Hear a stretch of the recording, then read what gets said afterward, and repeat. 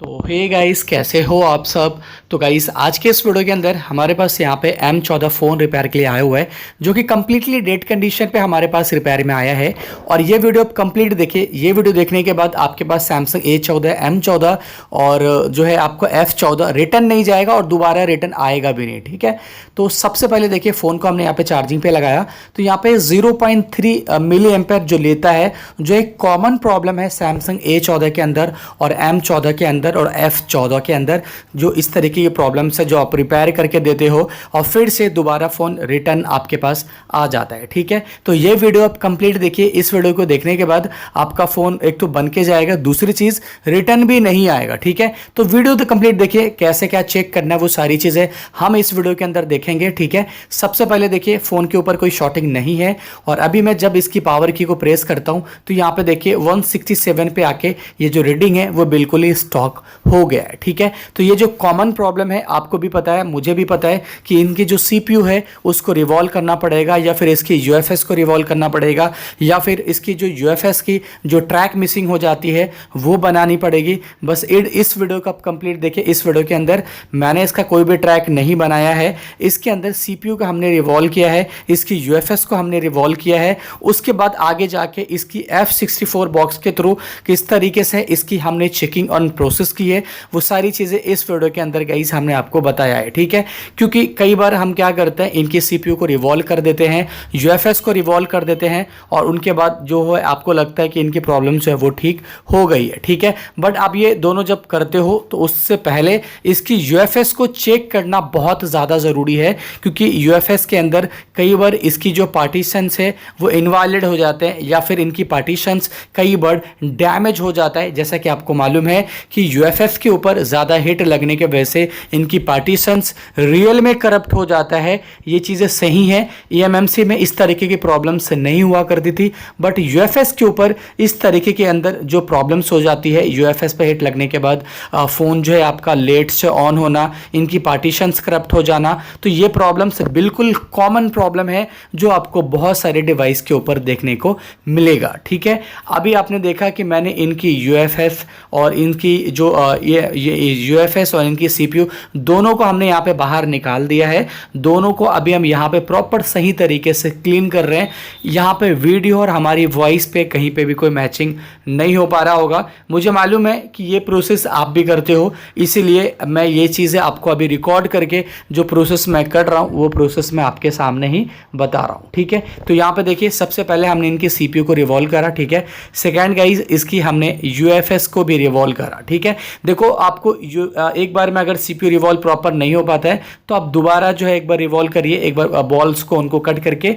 ठीक है, तो यहाँ पे आप देखिए मैंने इनकी eMMC को रिवॉल्व करा तो यहाँ पे थोड़ी सी eMMC गड़बड़ा गई थी, एक्चुअली स्टेंसिल हिल गया था, तो फिर से हमने इनको क्लीन करके फिर से इसको रिवॉल्व करा। ठीक है, तो इस तरीके से हो सकता है, तो कोई दिक्कत नहीं है, 1 से 2 बार आप इसको जो है रिवॉल्व कर सकते हो। ठीक है, तो यहाँ पे कि इनकी जो बॉल है वो प्रॉपर हो जाए। ठीक है, तो यहाँ पे देखिए 1 से 2 बार हमने यहाँ पे जो है किया है और इनकी जो बॉल है वो प्रॉपर सही तरीके से रिपेयर हो चुकी है। ठीक है, तो मैं क्या करता हूँ, यहाँ पे सबसे पहले इनकी CPU को फिक्स कर देता हूँ मदरबोर्ड के साथ। ठीक है, और जो भी बॉल्स या फिर कुछ भी ऐसे ट्रैक दिख रहे हैं जो घिसरा गए हैं या फिर थोड़े से घिसड़ गई है, तो उनको थोड़ा सा UV मास्क के थ्रू आप अप्लाई कर दीजिए तो ज़्यादा बेहतर रहेगा। बाकी आप नहीं भी करोगे तो भी चलेगा, बट कर देने से ज़्यादा बेहतर रहता है कि बॉल्स जो है वो बड़ी ना हो, एक दूसरे में अटैच ना हो। ठीक है, इसके लिए यहाँ पे देखो हमने कर दिया है और यहाँ पे अभी CPU को गाइस यहाँ पे हम बैठा रहे हैं, तो यहाँ पे CPU को हम फिक्स कर देते हैं मदरबोर्ड के साथ।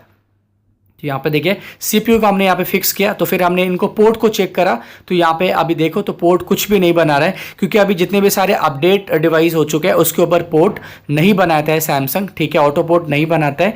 तो अभी हमने F64 बॉक्स को ओपन करा, क्योंकि हमने जो है CPU को फिक्स कर दिया है। तो अभी इसकी UFS को चेक करेंगे कि इसकी UFS में कोई इशू है या नहीं, या इनके हेल्थ में कोई प्रॉब्लम है कि नहीं। तो चलिए यहाँ पे देखिए F64 को बॉक्स को हमने ओपन करा और यहाँ से इसको कनेक्ट करते हैं, मतलब बॉक्स को कनेक्ट करते हैं और यहाँ पे जो हमारी UFS चिप है उसको बॉक्स के अंदर डाल के यहाँ पे आइडेंटिफाई करेंगे। ठीक है, तो एक बार आपको CPU और UFS लगाने से पहले UFS की आइडेंटिफाई जरूर करें। यहाँ पे देखिए जैसा हमने UFS को आइडेंटिफाई किया तो इनकी इन्फॉर्मेशन यहाँ पे कंप्लीटली रीडिंग हो रही है और यहाँ पे आप देखो तो यहाँ पे कोई भी प्रॉब्लम्स नहीं है। सॉरी, मैंने M14 आपको बोला था, ये F14 है, गैलेक्सी F14 5G।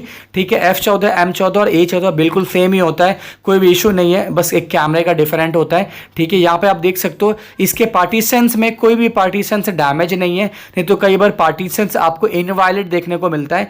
बाकी आप यहाँ पे देखो वायलेट है सारी पार्टीशंस, कोई भी पार्टीशंस के अंदर कोई भी प्रॉब्लम्स गाइस देखने को नहीं मिल रही है। ठीक है, सारी की सारी पार्टीशंस ओके है। ठीक है, तो यहाँ पे हमने देखा सारी पार्टीशंस मुझे ओके देखने को मिली।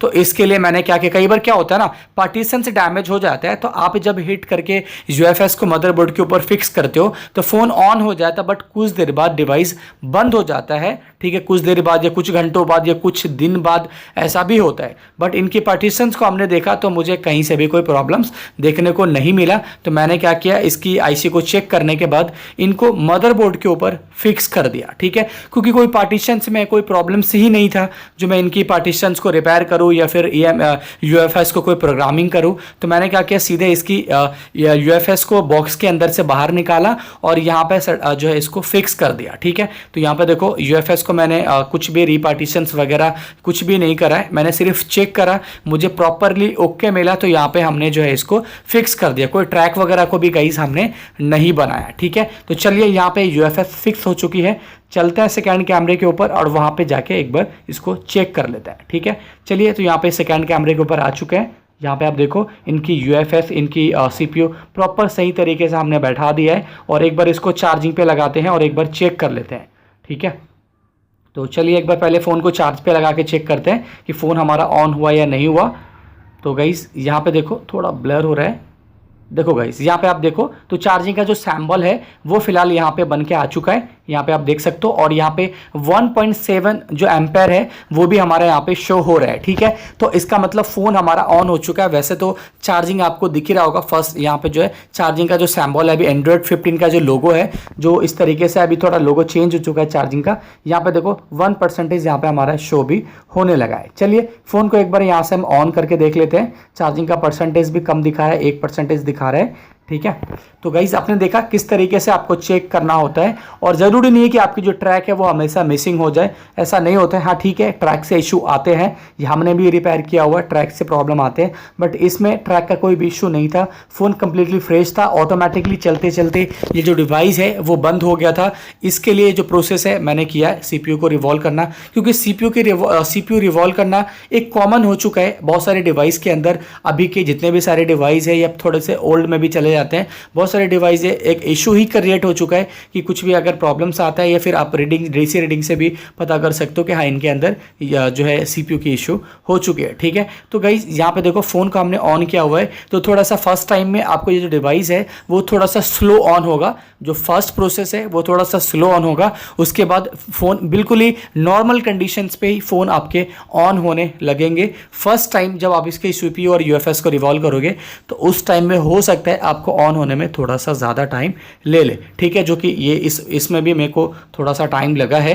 ये चीज़ मैं आपको क्लियरली बोल रहा हूँ, जो इस वीडियो में हुआ है, जो प्रॉब्लम्स मैं फेस कर रहा हूँ, जो चीज़ मैं करता हूँ वो सारी चीज़ें मैं आपको क्लियरली बता देता हूँ, कोई भी चीज़ हाइड नहीं रखता हूँ। अगर ये फ़ोन चलता है तो ठीक है, अगर ये चलता नहीं है, अगर ये बंद हो जाता है 2 दिन 4 दिन 5 दिन में या 1-1.5 घंटे में भी, तो मैं इसकी UFS को किस तरीके से प्रोग्रामिंग करना है या फिर इसकी UFS को किस तरीके से चेंज करना है, इसके ऊपर भी आपको वीडियो बना के दे सकता हूं। जैसा कि हमने इससे पहले भी आपको M34 के ऊपर वीडियो बना के दिया हुआ है, 90% कंज्यूम पे UFS हमने चेंज करके आपको दिखाया हुआ है। वो फ़ोन अभी भी प्रॉपर चल रहा है, कोई दिक्कत नहीं हुई है, कस्टमर फ़ोन यूज़ कर रहा है, बट उसमें बस एक प्रॉब्लम है, क्योंकि उनकी जो रैम है रोम है वो दोनों कम हो चुकी है। वो 6/128 था, 4/64 हमने क्रिएट करके कस्टमर को दिया था, बट फिर भी फ़ोन अच्छे से चल रहा है। ठीक है, तो यहाँ पे मैंने आपको बोल दिया कि फर्स्ट टाइम में ये फ़ोन थोड़ा सा स्लो ऑन हो चुका है, ऑन हो सकता है। बाकी आप यहाँ पे देखो कि फ़ोन हमारा यहाँ पे सेकेंड लोगो पे ही है। ठीक है, चलिए कोई नहीं,